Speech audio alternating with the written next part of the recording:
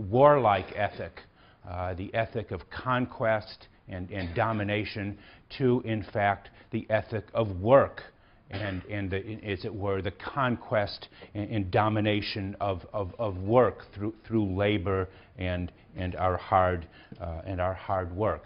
Is this, again, simply Machiavellianism with a human face? But in any way, I think, or what I want to suggest, is that Locke's political philosophy gives expression to what the great German sociologist Max Weber, you know him, yes? Weber? You read him in Intro Sociology? No? Okay, well, you will. Weber, his famous book called The Protestant Ethic and the Spirit of Capitalism, 1904. 1904, great work, classic work. And in that work, Weber argued that the capitalist ethic made a high duty, a moral duty, turned it into a moral calling, a religious calling, the duty of limitless accumulation of capital, and this was, in Weber's term, the outgrowth of the Puritan and Calvinist movements of the 16th and 17th century. For Weber, it was the Protestant Reformation that had taken root in the countries of Northern Europe, in particular, where the roots of this capitalistic ethos first developed, and again adopted a wholly new moral attitude to such things as property acquisition, and money-making. Previously, these things had been deemed to be morally dubious, shunted aside. There's something shameful about this. You can certainly see this in the classical writings, political philosophy that we did. For these early moderns, capital accumulation became a kind of high calling and moral duty. God gave the world to the rational and the industrious, not, he says, to the quarrelsome and contentious, not, that is, to those prideful aristocrats who seek to struggle for domination and power over one another. What Locke brings into being is, again, a wholly new and revolutionary moral attitude towards property and property acquisition that, again, finds its expression, great expression, a century later with Adam Smith. And, of course, from Adam Smith, we have the whole world of modern economics. So how many of you are potential economics majors in here? I bet more than one. Without John Locke, there would be no modern discipline called economics, because he was the one, again, a century before Smith and the rise of the school of political economy, who made the first and decisive move, which was to, in many ways, make respectable, and even more than respectable, turn into a high moral calling and dignity the acquisition of property, and turn government, turn politics into a tool for the protection of property and property rights. That is the significance, in many ways, of what Locke has done.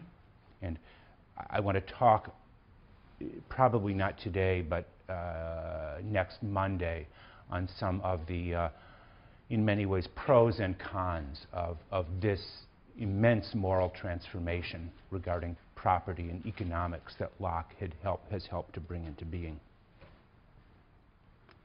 But for the rest of today, what I want to focus on is Locke's idea of consent. The idea that the origin of all government, or at least all legitimate government, is said to derive from consent, the consent of the governed. An idea that was implicit in some respects in Hobbes's theory of the covenant that creates the sovereign, but to which Locke gives, in many ways, much greater pride of place. In chapter 8 of the second treatise, Locke gives us there, he provides us with a kind of hypothetical reconstruction of the origin of societies, of all societies. He writes at section 95, "The only way whereby anyone divests himself of his natural liberty and puts on the bonds of civil society is by agreeing with all others to join and unite in a community for their comfortable, safe, and peaceful living." Locke tells us there something about the legitimate ends of society, for the ends that civil society serves: comfortable, safe, and peaceful living. And he goes on to affirm that whenever a sufficient number of people have consented to make a single community, and I quote him again, "they are thereby presently incorporated and make one body politic." They make one body politic wherein the majority have a right to act and conclude for the rest. Wherein the majority have a right to act and conclude for the rest. That short statement, section 95 of chapter 8, seems to make maybe the first and most powerful case for democracy. On the basis of that statement, a famous Yale professor of at least a couple of generations ago wrote an extremely important book that made John Locke into a majority-rule Democrat. He said in that book that Locke's philosophy provides the faith of a majority-rule Democrat, largely focusing on sections 95, 96 as sort of the key to Locke's political teaching in the second treatise. Does anybody know the name of that man who wrote that book by any chance? Famous Yale political scientist of it, back a while ago. You know, nobody remembers Wilmore Kendall's book on Locke? You know it. Yes, you were shaking your head? No, you don't. Okay, whatever. It's not important. Not important. I just mention it in passing. But consider the following sentence again, also that seems to add to this claim. "For when any number of men, by the consent of every individual, make a community, they have thereby made that community one body, with a power to act as one body, which is only by the will and determination of the majority."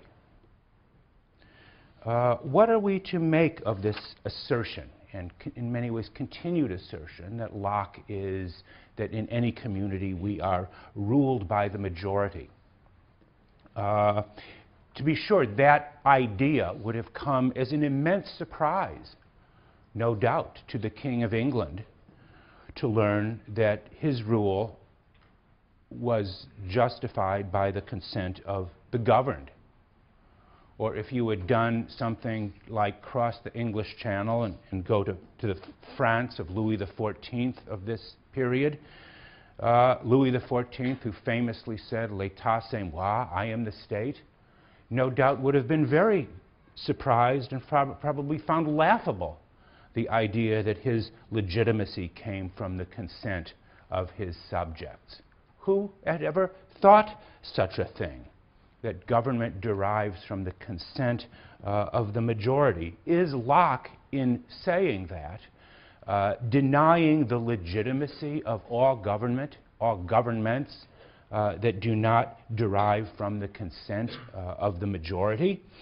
Is he, on the basis of this, truly a kind of majority rule Democrat? Does he undercut, for example, something like Aristotle's argument, who had seen any number of forms of government as equally legitimate in many ways, so long as they are moderate and ruled by law?